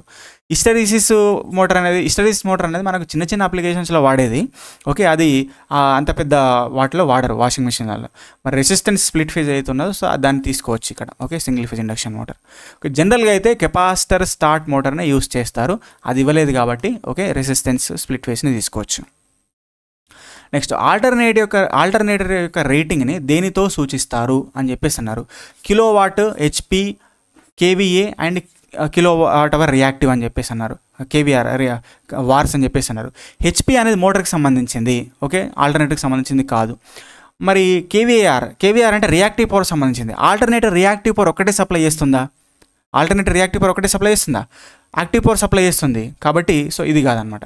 మరి కేవీఏ కేడబ్ల్యూ రెండు మరి రెంట్లో ఏది? చూడండి, ఇక్కడ కేవీఏ అనేది మనం మెన్షన్ చేయము, కేడబ్ల్యూ మాత్రమే తీసుకుంటాము. ఎందుకంటే యాక్టివ్ పవర్ రేటింగే మనం ఇస్తాము. మరి కేవీఏ ఎందుకు ఇవ్వమంటే కేవీఏ ఒకవేళ ఆల్టర్నేటర్కి మనం కేవీఏ రేటింగ్ ఇచ్చాం, ఆపరెంట్ పవర్ రేటింగ్ ఇచ్చామంటే అర్థం ఏంటంటే అది యాక్టివ్ పవర్, రియాక్టివ్ పవర్ రెండు సప్లై చేస్తుందని మీనింగ్ అనమాట. కానీ ఆల్వేస్ మనం ఏంటంటే ఈ రియాక్టివ్ పవర్ డిమాండ్ ఏదైతే మనకు ఆల్టర్నేటర్ మీద దాన్ని తగ్గించే ప్రయత్నం చేస్తాం అనమాట. ఓకేనా, for better efficiency and better voltage regulation, all those things. ఎందుకంటే మరి reactive power reactive power supply చేయకపోతే దేని నుంచి వస్తుంది సార్ అంటే మనకు పవర్ సిస్టంలో local reactive power generation concept అంటే ఆ లోకల్ లోడ్స్ దగ్గర మనకు అక్కడనే కెపాసిటర్ బ్యాంక్స్ అవి ఇన్స్టాల్ చేసి దాని నుంచి రియాక్టివ్ పవర్ అనేది సప్లై చేసి జనరేటర్ మీద ఆ రియాక్టివ్ పవర్ లోడింగ్ని ఎలిమినేట్ చేయడానికి ట్రై చేస్తాము. ఆ రకంగా ఈ లోడ్ అంటే రియాక్టివ్ పవర్ ఎలిమినేట్ అయిపోతే మనకున్నది యాక్టివ్ పవర్ ఒకటే కదా. కాబట్టి సో ఆ రకంగా కేడబ్ల్యూ రేటింగ్ అనేది మనం తీసుకోవాల్సిన అవసరం ఉంది. ఆ రేటింగ్తో మనం డిజైన్ చేయాల్సిన అవసరం అనేది ఉంది. సో ఆన్సర్ వచ్చేసి ఇక్కడ కేడబ్ల్యూ అనేది గుర్తుపెట్టుకోండి, కేడబ్ల్యూ. రైట్. నెక్స్ట్ ఆల్టర్నేటర్లో డాంపర్ వైండింగ్ని ఎందుకు యూస్ చేస్తారు అని చెప్పేసి అన్నారు. నేను ఇంతకుముందు పేపర్లో కూడా ఈ కాన్సెప్ట్తో వస్తే చెప్పాను. మనకి ఎప్పుడైతే ఒక పవర్ సిస్టంలో ఒక సింక్రోనస్ జనరేటరు ఒక పవర్ ప్లాంట్లో, ఆ తర్వాత ట్రాన్స్మిషన్ సిస్టమ్, ఆ తర్వాత డిస్ట్రిబ్యూషన్ సిస్టమ్, ఆ తర్వాత లోడ్ అనేది ఉన్నది. ఓకే, ఎప్పుడైతే మనకు పవర్ సిస్టంలో ఒక షార్ట్ సర్క్యూట్ ఫాల్ట్ క్రియేట్ అయితే ఆ heavy momentary fault current okay ఏదైతే ఉన్నదో ఆ ఫాల్ట్ కరెంట్ అన్నది రోటార్ యొక్క డైనమిక్స్ని ఎఫెక్ట్ చేస్తుంది. అంటే రోటార్ని ఆసిలేట్ చేస్తుంది అనమాట. అంటే అది సింక్రోనస్ స్పీడ్ నుంచి విడిపోయేలాగా చేస్తుంది అనమాట. సో ఆ రకంగా ఆ ఆసిలేషన్స్ ఏవైతే ఉన్నాయో, రోటార్ యొక్క అన్స్టెబిలిటీ ట్రాన్సియెంట్స్ ఏవైతే ఉన్నాయో వాటిని ఎలిమినేట్ చేయడానికి ఓకే దాన్ని ఏమంటామంటే ఇక్కడ హంటింగ్ అని చెప్పేసి, అంటే ఈ రోటారు అది అన్స్టేబుల్ సిచ్యువేషన్లోకి అంటే ట్రాన్సియెంట్ సిచ్యువేషన్లోకి వెళ్ళిపోవడం, సింక్రోనస్ స్పీడ్ నుంచి విడిపోవడం, దాన్ని మనం ఆ సిచ్యువేషన్ మనం ఏమంటామంటే హంటింగ్ అంటాం. ఒకసారి ఆ సింక్రోనస్ స్పీడ్ నుంచి విడిపోయినటువంటి మోటార్ యొక్క జనరేటర్ యొక్క రోటరు మళ్ళీ సింక్రోనస్ స్పీడ్ను పొందడానికి ప్రయత్నం చేస్తుంటుంది అనమాట, వేటాడుతుంటుంది అనమాట. ఆ వేట హంటింగ్ అనేది చేస్తుంటుంది, దాన్నే హంటింగ్ అని అంటాం. ఆ హంటింగ్ అనే సిచ్యువేషన్ ఎలిమినేట్ చేయాలి అంటే మనం ఇక్కడ డాంపర్ వైండింగ్ని ప్లేస్ చేస్తాము. ఆ డాంపర్ వైండింగ్ అందులో ప్రొడ్యూస్ అవుతున్నటువంటి ఈఎంఎఫ్ ఏదైతే ఉన్నదో అందులో ప్రొడ్యూస్ అవుతున్నటువంటి రోటర్లో ప్రొడ్యూస్ అవుతున్నటువంటి ఆసిలేషన్ ఎలిమినేట్ చేసి మళ్ళీ సింక్రోనిజం ఓకే వచ్చేలాగా చేస్తుంది అనమాట. నెక్స్ట్ సింక్రోనస్ మోటారు రియాక్టివ్ పవర్ని ఎప్పుడు సరఫరా చేస్తుంది? Synchronous motor delivers reactive power when the motor is over excited, under excited, normal excited and no excitation అని చెప్పేసి అన్నారు. చూడండి, synchronous motor okay with no load, under no load condition with over excitation always supplies the leading reactive power components. Okay, అంటే leading reactive power component అంటే it delivers the reactive power, operates as the leading power factor and delivers the reactive power అనమాట. Okay, అందుకని మనకి ఇక్కడ over excitation అనేది తీసుకోవాలి. Over excitation. Next three phase induction motor నందు air గ్యాప్ను పెంచినచో అని చెప్పేసి అన్నారు. 3-ఫేజ్ ఇండక్షన్ మోటార్లో స్టేటార్కి రోటార్కి మధ్యలో ఎయిర్ గ్యాప్ ఏదైతే ఉన్నదో సో దాన్ని పెంచినప్పుడు ఏమవుతుంది అన్నారు. ఇక్కడ స్టేటార్కి రోటార్కి మధ్యలో ఎయిర్ గ్యాప్ ఎప్పుడైతే పెంచుతామో ఎయిర్ గ్యాప్ పెంచినప్పుడు రిలక్టెన్స్ అనేది పెరుగుతుందన్నమాట. రిలక్టెన్స్ పెరిగినప్పుడు ఫ్లక్స్ అనేది తగ్గుతుందన్నమాట. ఆ ఫ్లక్స్ని మళ్ళీ కాంపన్సేట్ చేయడానికి ఎక్కువ మ్యాగ్నటైజింగ్ కరెంట్ ఇవ్వాలి. ఎక్కువ మ్యాగ్నటైజింగ్ కరెంట్ ఇస్తే అది లో పవర్ ఫ్యాక్టర్ దగ్గర ఆపరేట్ అవుతుంది. ఓకే, సో ఈ లో పవర్ ఫ్యాక్టర్ దగ్గర ఆపరేట్ అవుతుందంటే అది కరెక్ట్గా ఆపరేట్ అవుతుంది, అది మనకు కావాలన్నా. ఓకే, లో పవర్ ఫ్యాక్టర్ దగ్గర ఆపరేట్ చేయొద్దు ఎప్పుడైనా సరే ఏదైనా సిస్టమ్. అందుకని మనకు దానివల్ల ఏమవుతుంది, పవర్ ఫ్యాక్టర్ తగ్గుతుంది. ఓకే, అది answer. Next okay 4 pole three phase 50 hertz induction motor may run at the speed of అన్నారు. 4 pole three phase 50 hertz induction motor సాధారణంగా ఏ స్పీడ్తో తిరుగుతుంది అని చెప్పేసి అన్నారు. చూడండి, ఫస్ట్ దీనికి సింక్రోనస్ స్పీడ్ ఫైండ్ అవుట్ చేద్దాం. Synchronous speed is equal to 120 F/P, where 120 into F/3. Okay, so 3 4s, so that's 5 4s 1 second 4 pole, sorry 4 pole కదా ఇక్కడ 4 poles 4 poles 4 3s, okay 5 3s 1500 RPM synchronous speed. మరి induction motor synchronous speed దగ్గర operate అవుతుందా? కాదు, synchronous speed కంటే తక్కువ speed దగ్గర operate అవుతుంది. కాబట్టి అది లాజిక్ ఇక్కడ. కాబట్టి 1500 కాదు, 1550 కాదు, 0 కూడా కాదు, 1440 అనేది ఆన్సర్. ఓకే, ఈ స్పీడ్ కన్నా తక్కువ స్పీడ్ ఏంటి 1440 అనమాట. Okay right. ఈ క్రింది వాణిలో ఏ పవర్ ఎలక్ట్రానిక్ డివైస్ను మోటార్ యొక్క వేగ నియంత్రణలో ఉపయోగిస్తారు? Which of the following power electronic device is used for speed control of the motor? Speed control. Jena డయోడ్ని voltage regulation అని చెప్పాం కాబట్టి కాదు. ఎల్ఈడి కాదు, ఎల్సిడి కాదు, మీనింగ్ లేదు అలా అంటే. ఎస్సీఆర్ ఏం చేస్తుంది? ఎస్సీఆర్ అనేది ఎస్సీఆర్కు ఉన్న ఫైరింగ్ యాంగిల్ని కంట్రోల్ చేస్తుంటే దానివల్ల ప్రొడ్యూస్ అవుతున్న అవుట్పుట్ వోల్టేజ్, ఆ రెక్టిఫైర్ వల్ల ప్రొడ్యూస్ అవుతున్న అవుట్పుట్ వోల్టేజ్ని కంట్రోల్ చేయొచ్చు. సో ఆ రకంగా మనము ఈ n ప్రపోర్షనల్ టు EB/π అని చెప్పేసి అన్నాం కదా, ఆ రకంగా మనం వోల్టేజ్ని కంట్రోల్ చేస్తూ P-IARA వోల్టేజ్ని కంట్రోల్ చేస్తూ ఉంటే ఆ రకంగా మనము దాని యొక్క స్పీడ్ని కంట్రోల్ చేయొచ్చు అనమాట. సో దట్స్ వై ఇక్కడ ఏంటి ఎస్సీఆర్ అనేది ఆన్సర్. నెక్స్ట్ ఇన్సులేషన్ రెసిస్టెన్స్ని కొలవడానికి ఉపయోగించే సాధనం. అమ్మీటర్ కరెంట్ని మెజర్ చేస్తుంది, వాట్ మీటర్ పవర్ని మెజర్ చేస్తుంది, వోల్ట్ మీటర్ వోల్టేజ్ మెజర్ చేస్తుంది. మెగ్గర్ అనేది మనకి ఏం మెజర్ చేస్తుంది? ఇన్సులేషన్ రెసిస్టెన్స్ని మెజర్ చేస్తుంది. ఆ రకంగా రెసిస్టెన్స్ని మెజర్ చేయడానికి మనకు డిఫరెంట్ మెథడ్స్ ఉన్నాయి. లో రెసిస్టెన్స్ మెజర్మెంట్స్కి Kelvin double bridge, okay ohm meter అనేవి యూజ్ చేస్తాము. ఓకే, అదే మనకు మీడియం రెసిస్టెన్స్ అయితే అట్లా మనకు అమ్మీటర్ వోల్టీమీటర్ మెథడ్స్ ఉన్నాయి. ఓకే, అట్లా కొన్ని మెథడ్స్ ఉన్నాయి.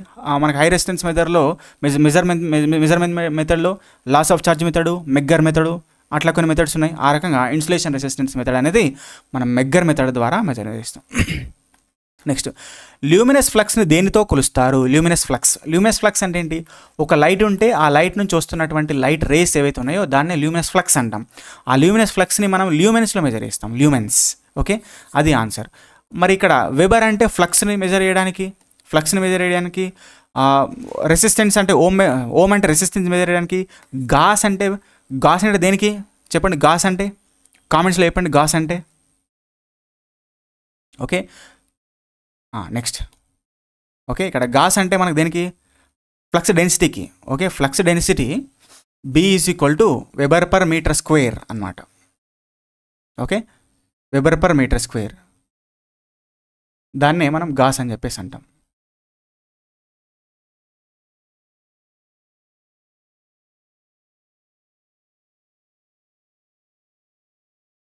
Next, ammeter as always connected in okay series parallel and across the load అని చెప్పేసి అన్నారు.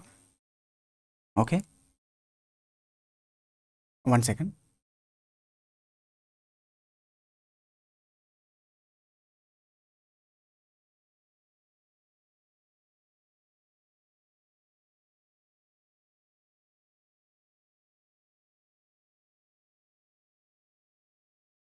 ఓకే, సారీ, ఇక్కడ నేను మర్చిపోయాను.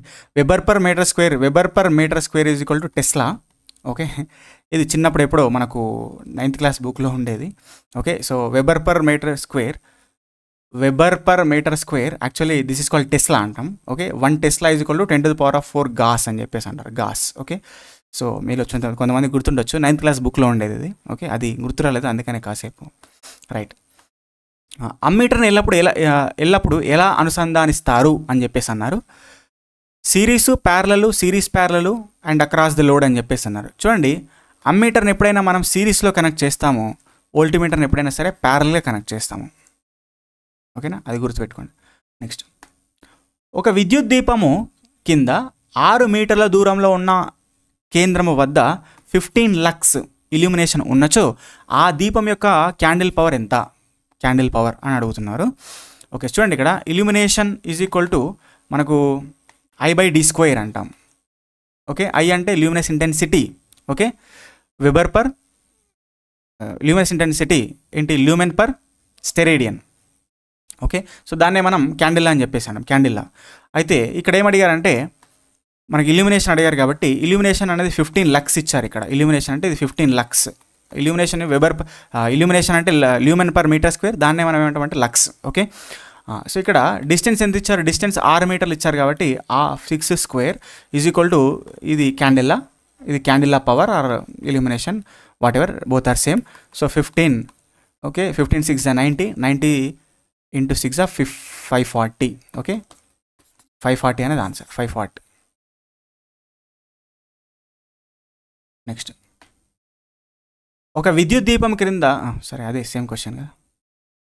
నెక్స్ట్, సోడియం వేపర్ ల్యాంపును స్విచ్ ఆన్ చేసినప్పుడు మొదటగా ఏ రంగులో కాంతిని వెదజల్లుతుంది అని చెప్పేసి అన్నారు. చూడండి, ఇక్కడ మనకు సోడియం వేపర్ ల్యాంప్ని ఆన్ చేయగానే మనకు pink with some red colour. Okay, so ఇలాంటి కలర్ వస్తుంది ఎట్ స్టార్టింగ్. ఓకేనా, అది పూర్తిగా ఆన్ అయిపోయిన తర్వాత, ఓకే, ఫుల్గా ఆన్ అయిన తర్వాత మనకు ఎల్లో కలర్ అనేది వస్తుంది సోడియం వేపర్ ల్యాంప్. ఓకే, గుర్తుపెట్టుకోండి, ఫుల్లీ ఆన్ అయిపోయిన అంటే కంప్లీట్లీ ఆన్ అయిన తర్వాత మనకు ఎల్లో కలర్ అనేది వస్తుంది. స్టార్టింగ్లో మాత్రము pink colour with some red, okay, అనేది వస్తుంది అనమాట.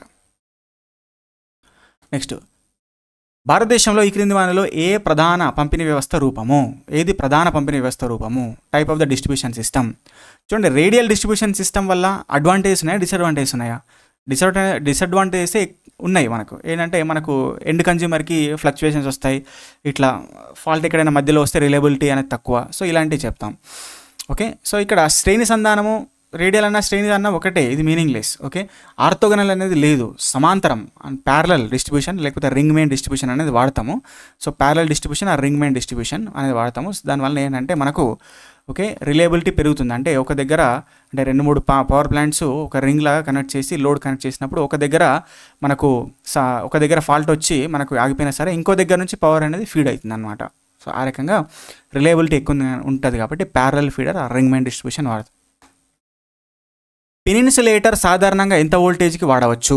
ఓకే, పిన్ ఇన్సులేటర్ ఎప్పుడైనా 33 kV వరకు వాడతారండి. మోర్ దాన్ 33 kV అంటే మనకు డిస్క్ ఇన్సులేటర్తో మనకు ఉన్న స్ట్రింగ్ టైప్ కానీ సస్పెన్షన్ టైప్ కానీ స్ట్రెయిన్ టైప్ ఇన్సులేటర్స్ కానీ ఆ రకంగా వాడమని జరుగుతుంది అనమాట. ఓకే, ఒక్కొక్క డిస్క్ 11 kVకి వాడమని జరుగుతుంది. Okay, right.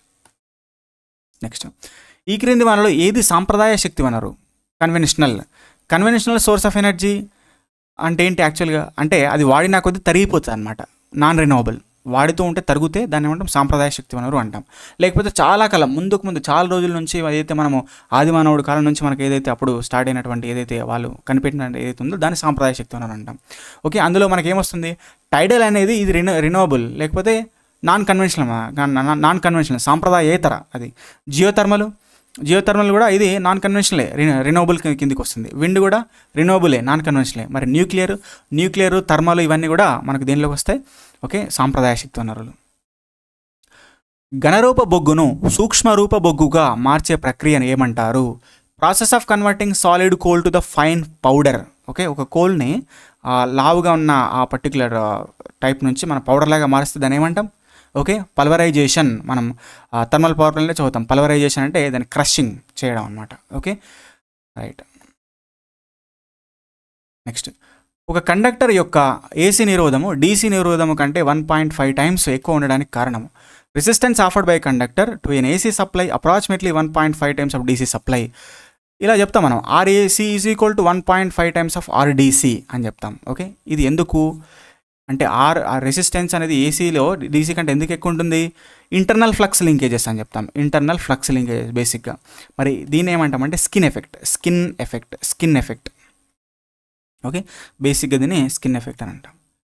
చూడండి, ఇక్కడ ప్రాక్సిమిటీ ఎఫెక్ట్ వలన కూడా మనకి ఇంటర్నల్ ఫ్లక్స్ లింకేజెస్ జరిగి దాని వలన కూడా తగ్గుతుంది. కానీ ఇక్కడ ఏంటి, మనం ఒక కండక్టర్కి సంబంధించి resistance offered by a conductor to an AC supply అంటే ఒక కండక్టర్ గురించి ఆ కండక్టర్కి ఇచ్చిన ఏసీ సప్లై గురించి మాట్లాడుతున్నారు కాబట్టి ఇక్కడ స్కిన్ ఎఫెక్ట్ అని తీసుకోవడం better.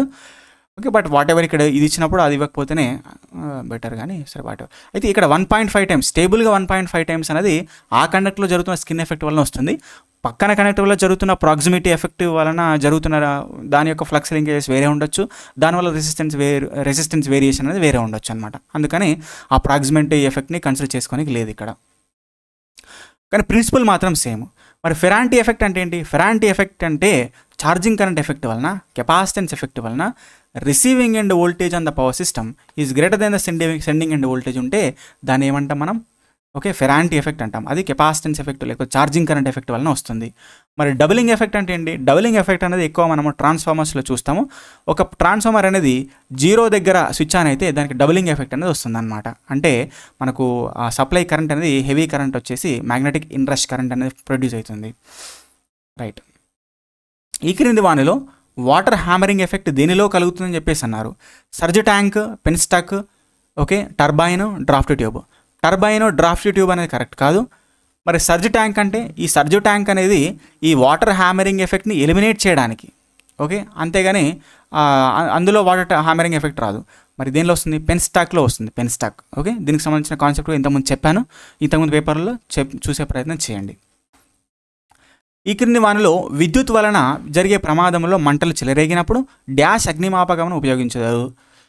ఎక్స్టెంగ్విషర్ is used to put off electric fire అని చెప్పేసి అన్నారు. ఓకే, మనకు ఫైర్ ఎక్స్టెంగ్విషర్లో యూజ్ చేసేటటువంటి గ్యాస్ ఏంటి?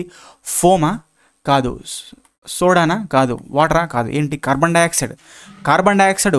ఓకే, ఎక్స్ప్లోజన్ టైమ్స్లో ఎక్స్టెంగ్విషర్గా యూజ్ చేస్తారు. ఎందుకంటే కార్బన్ డైఆక్సైడ్ని ఎప్పుడైతే మనం రిలీజ్ చేస్తామో అది అక్కడున్న ఆక్సిజన్ని బయటకు పంపించేస్తుంది అనమాట. ఓకే, దాన్ని that will eliminate the oxygen which is present there. Oxygen ఎప్పుడైతే అక్కడ నుంచి వెళ్ళిపోయిందో దానివల్ల ఫైరింగ్ ఏదైతే జరుగుతూ ఉన్నదో అది తగ్గిపోతుంది. ఎందుకంటే మనకు మంటలు చెలరేగాలంటే దానికి కావాల్సిన సహాయకారి ఏంటి? ఆక్సిజన్ అనమాట. ఓకే, కాబట్టి ఆక్సిజన్ ఎలిమినేట్ చేసినప్పుడు ఫైరింగ్ తగ్గిపోవడానికి ఛాన్స్ ఉంటుంది ఆ రకంగా. నెక్స్ట్, ఇక్కడ ఒకే అడ్డుకోత వైశాల్యం కలిగిన ఒకే రకమైన పదార్థంతో తయారు చేయబడిన ఏ మరియు బి తీగల విద్యుత్ నిరోధకము వరుసగా 600, 100 అయినచో ఏ తీగ పొడవు బి తీగ పొడవు కంటే ఎన్ని రేట్లు అధికము అని చెప్పేసి అన్నారు. 2 wires A and B having same cross sectional area made up of same material. చూడండి, same cross sectional area and same material. Same material ఉన్నప్పుడేమో మనకు రో అనేది సేమ్ ఉంటుంది, రెసిస్టివిటీ. ఓకే, మరి సేమ్ క్రాస్ సెక్షనల్ ఏరియా ఉన్నప్పుడేమో మనకు ఏరియా ఆఫ్ క్రాస్ సెక్షన్ అనేది same ఉంటుంది, మారదు. మరి రెసిస్టెన్స్ మారింది, 600 నుంచి ఒకదానికి 600 ఉన్నది, 600 ఓమ్స్ ఒకదానికి ఉన్నది, 100 ఏమో ఒకదానికి ఉన్నది. ఓకే, మరి ఆ రెండిట్లో దేనికి ఇప్పుడు ఇందులో తేడా లేదు అంటే R is equal to rho L by A అని చెప్తాం కదా. రెసిస్టెన్స్లో తేడా ఉండాలంటే అయితే ఇందులో అయినా ఉండాలి, ఇందులో అయినా ఉండాలి. రోలో ఏలో లేదంటున్నారు, మరి ఎల్లో మాత్రమే ఉంది, లెంత్లో మాత్రమే ఉంది. అది ఎంత అంటున్నారు అనమాట. అందుకని రో ప్రపోర్షనల్ టు ఎల్ అని చెప్తాం కదా. So R proportional to L అని చెప్తాం కదా. So R1 by L1 is equal to R2 by L2 చేసుకోండి. ఓకేనా, సో ఆ వాల్యూ సబ్స్టిట్యూట్ చేస్తాము. సెకండ్ దానికి ఫస్ట్ దాన్ని R1 600 అనుకుందాం. 600 బై లెంత్లో అదే అడుగుతున్నారు కదా. L1 is equal to R2 is equal to 100 by L2 అనమాట. ఓకే, సో దీని నుంచి L1 by L2 find out చేయండి. ఏ తీగ యొక్క పొడవు బి తీగ యొక్క కంటే ఎన్ని రేట్లు అధికం అంటున్నారు. ఓకే, సో అధికం వచ్చే విధంగా అంటే ఇక్కడ 600 బై 100 L1 బై L2 చేయండి. ఓకే, సో 6 టైమ్స్ అనేది వస్తుంది. L1 by L2 is equal to 6. Okay, answer is 6 అనేది ఇక్కడ తీసుకోవచ్చు. నెక్స్ట్, షార్ట్ సర్క్యూట్ జరిగినప్పుడు ఓకే డాష్ విద్యుత్ ప్రవాహం వలయంలో ప్రవహిస్తుంది. షార్ట్ సర్క్యూట్ జరిగినప్పుడు the current flow will dash అని చెప్పేసి అన్నారు. చూడండి, I is equal to V by R. Okay, R అంటే షార్ట్ సర్క్యూట్లో మనకు ఆర్ ఎంత 0, ఆర్ ఈజ్ ఈక్వల్ టు 0 కాబట్టి కరెంట్ ఈజ్ మ్యాక్సిమం, అంటే డినామినేటర్లో 0 అయింది కాబట్టి కరెంట్ గోస్ టు హయ్యర్. ఇది జనరల్గా తెలిసిందే, ఇన్ఫినిటీ. ఓకే, నెక్స్ట్, ఒక్కొక్కటి 5 మైక్రోఫారడ్స్ సామర్థ్యం కలిగిన 5 కెపాసిటర్లను శ్రేణిలో అమర్చినప్పుడు ఆ శ్రేణి మొత్తము సామర్థ్యము ఎంత? ఓకే, నిన్నటి పేపర్లో చెప్పాను నేను, NPTEL పేపర్లో మనకు ఈ రకంగా శ్రేణి అన్నారా, సిరీస్. ఓకే, ఇట్లా కనెక్ట్ చేసినప్పుడు కొన్ని C1, C2, C3, C4 అనుకోండి. ఈ రకంగా మనకు సిరీస్లో కనెక్ట్ చేసినప్పుడు ఓకే మనకు ఏమవుతుంది, 2 కెపాసిటెన్స్ సిరీస్లో కనెక్ట్ చేసినప్పుడు C1, C1 into C2 by C1 plus C2 అంటే ప్యారలల్ రెసిస్టెన్సెస్ ప్యారలల్లో ఉన్నప్పుడు ఎలాంటి ఫార్ములా అయితే వాడతామో కెపాసిటెన్సెస్ సిరీస్లో ఉన్నప్పుడు ఆ రకంగా వాడాలి, ఆపోజిట్. రెసిస్టెన్స్కి కెపాసిటెన్స్కి ఆపోజిట్. మరి ఇక్కడ n resistances connected in parallel అన్నప్పుడు ద ఈక్వవాలెంట్ రెసిస్టెన్స్ ఏం చెప్పాం మనము, ఈక్వవాలెంట్ రెసిస్టెన్స్ R ఈక్వవాలెంట్ R బై అని చెప్పాం కదా. ఆ రకంగా ఇక్కడ దీనిలో కూడా n కెపాసిటెన్సెస్ మనకు ప్యారలల్ కనెక్ట్ చేసినప్పుడు ఓకే C ఈక్వవాలెంట్ ఏమవుతుంది, C బై n అవుతుంది. ఓకే, ఈక్వల్ ఉన్నాయి. మరి C ఎంత, ఒక్కొక్క వాల్యూ ఎంత, ఒక్కొక్క వాల్యూ వచ్చేసి ఇక్కడ 5 మైక్రోఫారడ్స్. ఎన్ని కనెక్ట్ చేశారు, 5 కనెక్ట్ చేశారు. 5 బై 5 1 అంటే ఆన్సర్ ఎంత, 1 మైక్రోఫారడ్ అనమాట. 1 మైక్రోఫారడ్, ఇది గుర్తుపెట్టుకోండి. n కెపాసిటెన్సెస్ కనెక్టెడ్ ఇన్ సిరీస్, ఇక్కడ series where n capacitances connected in series, equivalent capacitances will be C by n. When n resistors connected in parallel, equivalent resistance will be R by n. Okay, opposite. Next, hacksaw blade యొక్క pitch ఏమిటి అని చెప్పేసి అన్నారు. 1 సెంటీమీటర్ల దంతాల సంఖ్య కాదు, మిల్లీమీటర్ల దంతాల సంఖ్య కాదు, పక్కన ఉన్న 2 దంతాల సంఖ్యనే మనం ఏమంటామంటే, ఇక్కడ హాక్సా బ్లేడ్ ఇట్లుంటుంది కదా, దీని పక్కన ఉన్న బ్లేడ్ సంఖ్యని మనం ఏమంటామంటే పిచ్ అని చెప్పేసి అంటాం, pitch. Okay, right. So C. Next, సమాంతరంగా కలపబడిన 2 నిరోధములు 10 ohms అండ్ 20 ohms ద్వారా ప్రవహించు మొత్తం విద్యుత్ ప్రవాహం 15 amperes అయితే సమాంతరంగా ఉన్నాయి, ప్యారలల్ సమాంతరంగా ఉన్నాయి. ఓకే, ఒకటేమో 10 ఇంకోటేమో 20 అంట. ఓకే, సో దీన్ని ఇట్లా మనం ప్యారలల్ కనెక్ట్ చేశారు. ఓకే, సో ఎంత ఇచ్చారు, current of combination of carries the so రెండింటికి కలిపి మనకు 15 amperes ఆఫ్ కరెంట్ వెళ్తుంది. ఓకే, అయితే మనకు 10 ohmsలో కరెంట్ ఎంత అన్నారు. Okay, current division rule apply చేయాలి. కరెంట్ డివిజన్ రూల్ అప్లై చేస్తే టోటల్ కరెంట్ 15 ఇంటూ మనకు కావాల్సింది 10 ohmsలో కదా, 10 ohmsలో కరెంట్ కావాలి కాబట్టి దాని ఆపోజిట్ రెసిస్టెన్స్ న్యూమరేటర్లో వేసుకొని ఆ రెండింటి యొక్క సమ్ 10 + 20 డినామినేటర్లో వేసుకోండి. సో అప్పుడు 15 ఇంటూ 20/30 అనమాట. Okay, so that 3 5 15, so 5 2 10 amperes. Okay, answer వచ్చేసి ఇక్కడ 10 amperes అనమాట. నెక్స్ట్, వీధి దీపాలంకరణలో అమర్చు విద్యుత్ దీపాలను ఎలా అనుసంధానిస్తారు? శ్రేణి సమాంతరం ఒకదాని తర్వాత ఒకటి. Lamps in street lighting are connected in series parallel or end to end అని చెప్పేసి అన్నారు. చూడండి, స్ట్రీట్ లైట్స్ మనకు వచ్చేసి ఎప్పుడైనా సరే ప్యారలల్ కనెక్షన్ ఉంటుంది. ఓకే, ప్యారలల్ కనెక్షన్ ఉంటుంది. ఒకవేళ డెకరేషన్ లైట్స్ అన్నారనుకోండి, ఓకే, డెకరేటివ్ లైట్స్ అన్నప్పుడు మాత్రం సిరీస్లో ఉంటాయి అనమాట. సో ఇది గుర్తుపెట్టుకోండి. ఓకే, ద ఆన్సర్ వచ్చేసి parallel. Next, the potential difference between the points A and be in the shown in the figure. Okay, ఎంత వోల్టేజ్ ఉంది ఏ అండ్ బికి మధ్యలో? ఓకే, ఇక్కడ మనం ఏ అప్లై చేయాలి? కేవీఎల్ అప్లై చేయాలి. ఓకే, సో కేవీఎల్ అప్లై చేస్తాము. ఇక్కడ నుంచి పాయింట్ ఏ నుంచి చూడండి, 3 amperes. ఇక్కడ డ్రాప్, ఇక్కడ 6 అంటే కరెంటు మనకు. So flowing in the direction latest take 3 into 6 drop అవుతుంది. లేటెస్ట్ సరే ఇక్కడ పాజిటివ్ తీసుకోండి, positive negative. Okay, again positive negative.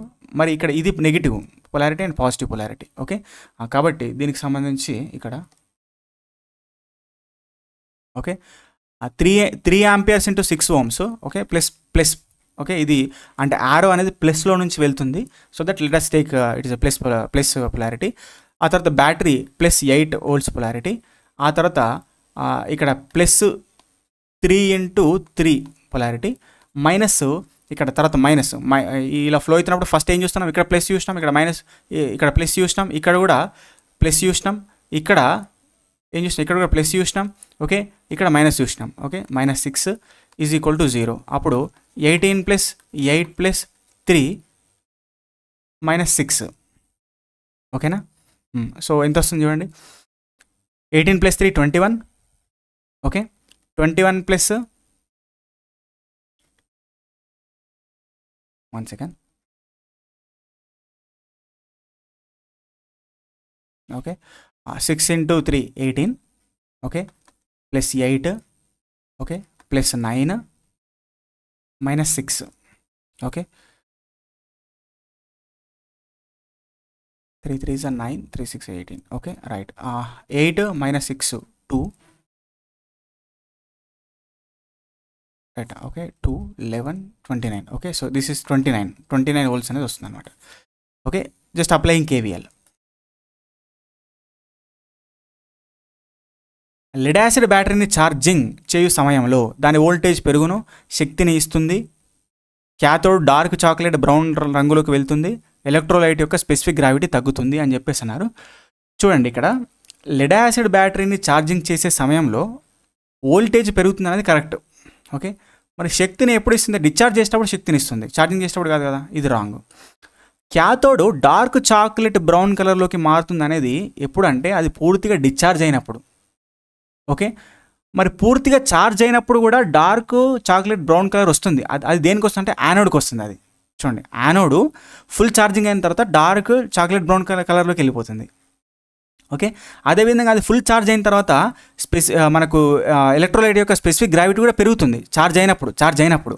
Okay, మరి ఎలక్ట్రోలైట్ యొక్క స్పెసిఫిక్ గ్రావిటీ ఎప్పుడు తగ్గుతుంది? డిశ్చార్జ్ అయినప్పుడు తగ్గుతుంది. ఓకే, డిశ్చార్జ్ అయినప్పుడు స్పెసిఫిక్ గ్రావిటీ తగ్గుతుంది. మరి ఇక్కడ ఛార్జింగ్ సిస్టంలో తగ్గుతుందన్నారు, కాబట్టి తప్పు. సో ఇది కూడా తప్పు. రైట్, ఇప్పుడు ఒక పాయింట్స్ ఇక్కడ గుర్తుపెట్టుకోండి. క్యాథోడ్ డార్క్ బ్రౌన్ కలర్లోకి ఎప్పుడు వెళ్తుంది అంటే అది ఫుల్లీ డిశ్చార్జ్ అయినప్పుడు క్యాథోడ్. మరి యానోడ్ ఎప్పుడు డార్క్ చాక్లెట్ బ్రౌన్ కలర్లోకి వెళ్తుందంటే ఫుల్లీ ఛార్జ్ అయినప్పుడు. అదేవిధంగా ఎలక్ట్రోలైట్ యొక్క స్పెసిఫిక్ గ్రావిటీ ఎప్పుడు పెరుగుతుందంటే అది ఫుల్లీ ఛార్జ్ అయినప్పుడు. ఓకే, మరి ఎలక్ట్రోలైట్ యొక్క స్పెసిఫిక్ గ్రావిటీ ఎప్పుడు తగ్గుతుందంటే అది ఫుల్లీ డిశ్చార్జ్ అయినప్పుడు. ఓకే, ఆ డిఫరెన్స్ అర్థమైంది కదా. అవన్నీ బ్యాటరీ డిఫరెన్స్లో చదువుతాం మనం. రైట్, ఒక బ్యాటరీలో ప్రవహించే విద్యుత్ గరిష్టంగా ఉండాలంటే బాహ్య నిరోధము బ్యాటరీ యొక్క అంత నిరోధముతో పోల్చినప్పుడు అన్నారు. Current flowing through the battery would be maximum when the external resistance is dash of the internal resistance of the battery అని చెప్పేసి అన్నారు. చూడండి, ఒక బ్యాటరీ ఉంటే ఓకే, సో ఆ బ్యాటరీ యొక్క రెసిస్టెన్స్ ఇంటర్నల్ రెసిస్టెన్స్ కొంత ఉంది, మరి లోడ్ రెసిస్టెన్స్ కొంత ఉంది. లోడ్ బాహ్య రెసిస్టెన్స్ అంటాం దాన్ని, ఎక్స్టర్నల్ రెసిస్టెన్స్. సో దీని నుంచి బ్యాటరీ నుంచి మనకు హయ్యర్ కరెంట్ అనేది ఫ్లో అవ్వాలంటే ఈ లోడ్ రెసిస్టెన్స్ అనేది జీరో ఉండాలన్నమాట. అంటే జీరో ఉంటుందా, తక్కువ, అంటే that should be zero, that should be very less, the resistance should be less value అనేది ఉండాలి, తక్కువ ఉండాలి అనేది గుర్తుపెట్టుకోవాలి. ఏదో maximum power transfer theorem apply చేసి ఈక్వల్ ఉండాలని చెప్పేసి అనకండి. So that will not be applicable. ఈ క్రింది వాళ్ళలో అత్యధిక జీవితకాలం కలిగింది. చూడండి, ఇక్కడ alkaline cell, mercury cell, carbon zinc cell and lithium cell అని చెప్పేసి అన్నారు. ఇక్కడ మనం చూస్తే ఆల్కలైన్ సెల్కి మనకు 5 to 10 years of the life ఉంటుంది. ఓకే, మెర్క్యూరీ సెల్కి మనకు వచ్చేసి 9 to 10 years ఉంటుంది దాదాపు. ఓకే, సో అది కూడా షెల్ఫ్ లైఫ్ అంటాం దాన్ని. అంటే అది దాని స్ట్రెంత్ మెల్లిమెల్లిగా తగ్గుతూ వస్తుంది అనమాట. మరి కార్బన్ జింక్ సెల్కి దానికి వచ్చేసి అరౌండ్ 1 to 3 years ఉంటుంది, చాలా తక్కువ. ఓకే, బట్ లీథియం సెల్కి ఎక్కువ ఉంటుంది, ఆల్మోస్ట్ 15 to 16 years ఉంటుంది అనమాట. అందుకని answer we can take okay 15 to lithium cell. Next, సూక్ష్మ బ్యాటరీలు మినియేచర్ బ్యాటరీస్ని ఎక్కడ యూస్ చేస్తారు అన్నారు. ఓకే, మొబైల్ ఫోన్స్లో కానీ సబ్మరైన్స్ ఉపగ్రహాల్లో కానీ ఎక్కువ మినియేచర్ కాదు, పెద్ద బ్యాటరీస్ యూజ్ చేస్తారు ఇక్కడ. మరి ఇక్కడ క్యాలిక్యులేటర్స్ గణన యంత్రం అవుతుందో అక్కడ చిన్న చిన్న బ్యాటరీస్, మినియేచర్ బ్యాటరీస్ యూజ్ చేస్తాం. వాచెస్లో కూడా, అదేవిధంగా టాయ్స్ కూడా. లెడ్ యాసిడ్ బ్యాటరీ అతిగా ఛార్జ్ మరియు అతిగా డిశ్చార్జ్ చేయడం వలన ఏమవుతుంది అన్నారు. Resultant effect of the over charging and over discharging of the lead acid batteries అని చెప్పేసి ఉన్నారు. చూడండి, ఇక్కడ సల్ఫైటేషన్ అంటే ఏంటంటే మనకు ఏదైతే బ్యాటరీలో ఉన్న ప్లేట్స్ మీద లెడ్ సల్ఫైట్ PbSO4 డిపాజిట్ అయితే మనము దాన్ని సల్ఫైటేషన్ అంటాం. ఓకేనా, ఈ సల్ఫైటేషన్ అనేది మనకు ఎందుకంటే ఇక్కడ అండర్ ఛార్జింగ్ అంటే మనకు ఛార్జింగ్ చేయకుండా సరిగా ఛార్జింగ్ చేయకుండా ఓకే ఎక్కువ కాలం దాన్ని పక్కకు పెట్టేస్తే ఆ సల్ఫైటేషన్ అనే సిచ్యువేషన్ వస్తుంది అనమాట. బక్లింగ్ కూడా అంతే. బక్లింగ్ అనే సిచ్యువేషన్ కూడా ఎందుకు వస్తుంది అంటే మనకు ఎక్కువ రోజులు పక్కకు పెట్టేసి దాన్ని అండర్ ఛార్జింగ్ కండిషన్లో ఛార్జింగ్ చేసేదానికన్నా తక్కువ చేయడము, లేకపోతే రెగ్యులర్గా ఛార్జ్ చేయకపోవడం, ఇలాంటి దాని వల్ల బక్లింగ్. అంటే బక్లింగ్ అంటే ఏంటంటే దాని యొక్క ప్లేట్స్ వంగిపోతాయి, బెండ్ అవుతాయి అనమాట. సో దాన్ని బక్లింగ్ అంటాం. ఓకే, మరి గ్యాసింగ్ అంటే ఏంటంటే మనకు ఆ బ్యాటరీలో H2 hydrogen gas and oxygen gas evolve అవ్వడం అవి అయ్యే ఫినామినాని మనం ఏమంటాం, గ్యాసింగ్ అంటాం. ఆ గ్యాసింగ్ అనేది జనరల్గా ఓవర్ ఛార్జింగ్ వల్ల జరుగుతుంది, ఓవర్ డిశ్చార్జింగ్ వల్ల కూడా జరుగుతుంది అనమాట. సో అది మనం ఇక్కడ గుర్తుపెట్టుకోవాలి. అది లోపల జరుగుతున్న కెమికల్ రియాక్షన్స్ అవి అంతే. బ్యాటరీ యొక్క స్పెసిఫిక్ గ్రావిటీని దేంతో కొలుస్తారు అన్నారు. ఓకే, ఇక్కడ హైడ్రోమీటర్ అని గుర్తుపెట్టుకోవాలి మనం. అమ్మీటరు ఎనర్జీ మీటరు, ఓకే, ఎనిమోమీటర్ అంటే ప్రెషర్, ఓకే, అమ్మీటర్ అంటే కరెంటు, ఎనర్జీ మీటర్ అంటే energy. Okay, so kilowatt hours, that's it. Next, అధిక మ్యాగ్నెటిక్ పర్మియబిలిటీ మ్యూ కలిగి ఉన్నది ఏంటి? ఓకే, కాపరు, ఇక్కడ చూడండి, కాపరు అండ్ అల్యూమినియం కూడా ఇవేంటి, పారామాగ్నెటిక్ మెటీరియల్స్. అంటే మ్యూ అనేది 1 కంటే తక్కువ ఉంటుంది పర్మియబిలిటీ అనేది. మరి స్టీలు మనకు అధిక హైయెస్ట్ అంటే మ్యాక్సిమం మ్యాగ్నెటిక్ పర్మియబిలిటీ ఉంటుంది అనమాట, ఎందుకంటే ఫెర్రో మ్యాగ్నెటిక్ మెటీరియల్. ఎబనైట్ కూడా that will be like diamagnetic material, దానికి కూడా మ్యూ అనేది తక్కువ ఉంటుంది అనమాట. Okay, so steel is the answer. అందుకనే శాశ్వత అయస్కాంతాలు పర్మనెంట్ మ్యాగ్నెట్స్ మనకు పర్మనెంట్ మ్యాగ్నెట్స్ అనేది తయారు చేయడానికి ఏం వాడతాం మనం, స్టీల్ని వాడతాం అనమాట. నెక్స్ట్, నీరు ఏ అయస్కాంత ధర్మం కలిగి ఉంటుంది అన్నారు. Diamagnetic, ferromagnetic, paramagnetic and ferry magnetic అన్నారు. ఓకే, మనకు వచ్చేసి నీరు అనేది డయామాగ్నెటిక్ మెటీరియల్, మ్యూ అనేది తక్కువ ఉంటుంది, పర్మియబిలిటీ అనేది చాలా తక్కువ ఉంటుంది అనమాట. నెక్స్ట్, ఫెర్రో అయస్కాంత పదార్థాల యొక్క అయస్కాంత లక్షణాలను కోల్పోయే క్లిష్టమైన ఉష్ణోగ్రతను ఏమంటారు? The critical temperature above which the ferromagnetic materials loses their magnetic properties. Hysteresis అనేది ఏంటి? హిస్టరీస్ అంటే lagging of flux density behind the magnetising force. Okay, మరి ట్రాన్సిషన్ టెంపరేచర్ సంక్రమణ ఉష్ణోగ్రత కాదు, స్టాండర్డ్ ప్రామాణిక ఉష్ణోగ్రత కాదు, క్యూరీ పాయింట్ అంటే ఏ ఉష్ణోగ్రత దగ్గర అయితే మనకు ఒక మ్యాగ్నెటిక్ మెటీరియల్ దాని యొక్క మ్యాగ్నెటిజంను కోల్పోతుందో దాన్ని క్యూరీ పాయింట్ అంటాం. ఓకే, విద్యుదయస్కాంత వలయంలో ఉద్భవించు విద్యుచ్చాలక బలం. Okay, the value of the induced EMF in electromagnetic circuit. Okay, ఏం చెప్తాం, is equal to N into d∅dt. Okay, ఇది ఎక్కడి నుంచి వచ్చింది బేసిక్గా, ఫారడేస్ సెకండ్ లా ఏంటి, EMF induced in a conductor is proportional to rate of change of flux linkages. Okay, అక్కడ proportionality constant N d∅dt, N into d∅dt అని చెప్తాం. దీన్నే ఇంకా ఫర్దర్గా మైనస్ ఎన్ ఇంటూ d∅dt అని చెప్తాం. ఇక్కడ మైనస్ అంటే ఏంటి, మైనస్ అంటే లెన్స్లా ఏం చెప్తుంది, ఒక పర్టికులర్ కండక్టర్లో ప్రొడ్యూస్ అయిన ఈఎంఎఫ్, ఫ్లక్స్ లింకేజెస్ వలన ప్రొడ్యూస్ అయిన ఈఎంఎఫ్ అనేది ఏ డైరెక్షన్లో ఉంటుందంటే దాని కాజ్ ఆఫ్ ఇట్స్ ప్రొడక్షన్, దానిని ఏదైతే సృష్టించిందో దానికి ఆపోజిట్ డైరెక్షన్లో, వ్యతిరేక దిశలో ఉంటుందని చెప్తుంది లెన్స్లా. అందుకనే ఇక్కడ మైనస్. రైట్, ఉద్భవించిన విద్యుచ్చాలక బలము దాని యొక్క ఉత్పత్తి కారకాన్ని వ్యతిరేకించును అన్నది ఏ ప్రతిపాదన. The law which states the induced EMF always opposes the very cause of it. నేను ఇంతకుముందు చెప్పాను లెన్స్లా కదా, లెన్స్లా అంటే ఉత్పత్తి చేయబడినది అంటే ఒక కండక్టర్లో ఉత్పత్తి చేయబడిన, ఒక కాయిల్ ఉత్పత్తి చేయబడినటువంటి ఆ ఫ్లక్స్ లింకేజ్ వల్ల ఉత్పత్తి చేయబడినటువంటి ఏదైతే ఈఎంఎఫ్ ఉన్నదో ఆ ఈఎంఎఫ్ యొక్క డైరెక్షన్ దాన్ని ఉత్పత్తి చేసిన కారకమును వ్యతిరేకించే దిశలో ఉంటుందన్నమాట. అది lens. Okay, next, calculate the frequency and time period of the AC wave represented by v = 100 sin 628t.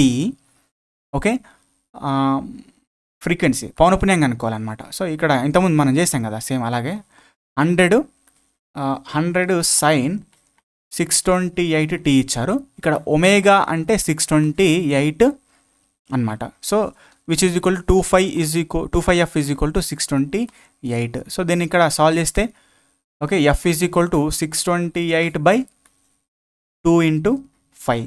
Okay, so చూడండి దీన్ని సాల్వ్ చేద్దాం. ఓకే, సో ఇక్కడ చూడండి 628లో ఇక్కడ ఇప్పుడు 314 × 2 రాసుకోండి. ఓకే, ఇక్కడ 2 ఇంటూ దీన్ని 3.14గా రాసుకోండి. ఓకే, 3.14 × 100 ఇది 314 అవుతుంది. ఓకే, 2 వెళ్ళిపోయింది. So that F is equal to ఎంత, 100 ఎడ్జెస్ అనమాట. ఇట్లా సాల్వ్ చేయాలి. ఓకే, సో ఇక్కడ ఆన్సర్ వచ్చేసి మనకు 100 ఎడ్జెస్. అయితే ఇక్కడ టైం పీరియడ్ కూడా అడిగారు. టైం పీరియడ్ అంటే ఏంటి, time period t is equal to 1/f. Okay, 1/100 ఎంత, 0.01. సో దట్స్ వై 100 × 0.01 అని ఆన్సర్. ఓకేనా, నెక్స్ట్, ఏసీ వలయం యొక్క పవర్ ఫ్యాక్టర్ దేని మధ్యన ఉంటుంది, 0 1 1 -1 0 0 -1 1 కంటే ఎక్కువ. 1 కంటే ఎక్కువ ఉంటుందా పవర్ ఫ్యాక్టర్, ఎప్పుడన్నా అట్లా మాట్లాడుకున్నాం మనం, నో. -1 అని ఎప్పుడని చెప్పామా పవర్ ఫ్యాక్టర్, కాదు. కాబట్టి 0కి 1కి మధ్యలో ఉంటుంది. 0 ఎప్పుడు ఉంటుంది, purely inductive, purely resistive. Okay, మరి 1 ఎప్పుడు ఉంటుంది, ప్యూర్లీ ఇండక్టివ్, ప్యూర్లీ కెపాసిటివ్. 0 ఎప్పుడు ఉంటుంది, ప్యూర్లీ ఇండక్టివ్, ప్యూర్లీ కెపాసిటివ్. మరి 1 ఎప్పుడు ఉంటుంది, purely resistive.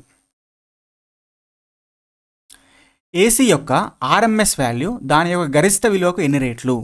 The RMS value of the AC is equal to dash times of maximum value అన్నారు. ఓకే, చూడండి మనకు ఏం చెప్తాం, RMS value is equal to maximum value by √2 అని చెప్తాం కదా. Okay, so √2 × RMS is equal to maximum value అన్నట్టు కదా ఇక్కడ. ఓకే, సో దాన్ని బట్టి ఇక్కడ ఏమన్నారు, RMS of value dash times of the maximum అన్నారు. అంటే మ్యాక్సిమం వాల్యూతో అడుగుతున్నారు కాబట్టి సో ఇది అవసరం లేదు మనకు. ఇక్కడ చూడండి, మ్యాక్సిమం వాల్యూ ఇంటూ 1/√2 అంటే ఏం రాసుకోవచ్చు, 0.707 రాసుకోవచ్చు కదా. అందుకనే 0.707 టైమ్స్ ఉంటుంది. Okay, right. Next, inductive reactance 4 ohms, నిరోధము 3 ohms కలిగిన కాయిల్కు 230 volts 50 Hz ఏసీని ఇచ్చినప్పుడు దాని యొక్క ఇంపిడెన్స్ విలువ ఎంత. ఓకే, R ఉన్నది 4 ohms. Okay, reactance inductive reactance అంటే direct. Okay, R is equal to 3 ohms, ఇది 4 ohms ఇచ్చారు. 50 Hz ఫ్రీక్వెన్సీ ఇచ్చినప్పుడు ఇంపిడెన్స్ ఎంత. ఓకే, మనకు దాంతో పని లేదు. ఇక Z ఈజ్ ఈక్వల్ టు ఏం చెప్తాం, R + JXL కదా. కాబట్టి Z is equal to R ఎంత, 3 + J 4. ఓకే, కాబట్టి Z ఫైండ్ అవుట్ చేయాలంటే ఏం చేయాలి, √3² + 4² which is equal 9 + 16 9 plus 16 9 plus 16 which is equal to √25 which is equal to 5. So answer వచ్చేసి 5 ohms అనమాట. Okay right. So this is the final question. So general స్టడీస్కి సంబంధించి అన్నీ అంటే పార్ట్ 2లో ఉన్నటువంటి ఏదైతే 20 మార్క్స్ అన్ని ఎగ్జామ్స్కి వచ్చిన వాటిని అన్నింటిని ఒకసారి చేస్తానండి. 4-5 పేపర్లు కలిపి ఒకటేసారి 100 బిట్స్కి చేసేద్దాము. సో అందరికీ అర్థమైందా లేదా కామెంట్ చేయండి. ఇక్కడ ఏమైనా డౌట్స్ ఉంటే మన కామెంట్స్లో పోస్ట్ చేయండి. టెలిగ్రామ్ గ్రూప్లో జాయిన్ అవ్వండి. ఓకే, సో టెలిగ్రామ్లో నాకు ఏమైనా డౌట్స్ ఉంటే మీరు పోస్ట్ చేయండి. అయితే మీ ఫ్రెండ్స్కి ఖచ్చితంగా షేర్ చేసే ప్రయత్నం చేయండి. వీడియో నచ్చితే లైక్ చేయండి. ఓకే, సో ఈ వీడియో మీద మీ ఒపీనియన్. అండ్ ఇక్కడ ఏంటంటే ఎక్కడైనా నేను కాన్సెప్ట్లో కొంచెం తొందరపాటులో తప్పు చెప్పినా, లేకపోతే కాన్సెప్ట్ తెలియక తప్పు చెప్పినా, మిస్టేక్స్ ఏమైనా జరిగితే నాకు చెప్పే ప్రయత్నం చేయండి. No problem. Okay, so thanks for watching. Thank you. All the best.